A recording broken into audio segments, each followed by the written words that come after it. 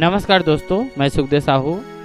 आज आपको बताऊंगा दोस्तों सीजी ओडिया 80 बीपीएम स्केल ए शार्प मेजर है दोस्तों। टोटल ये देख रहे हैं फोल्डर, आप इसको मैं बड़ा करता हूँ। ये सीजी ओडिया 80 बीपीएम स्केल ए शार्प मेजर है दोस्तों।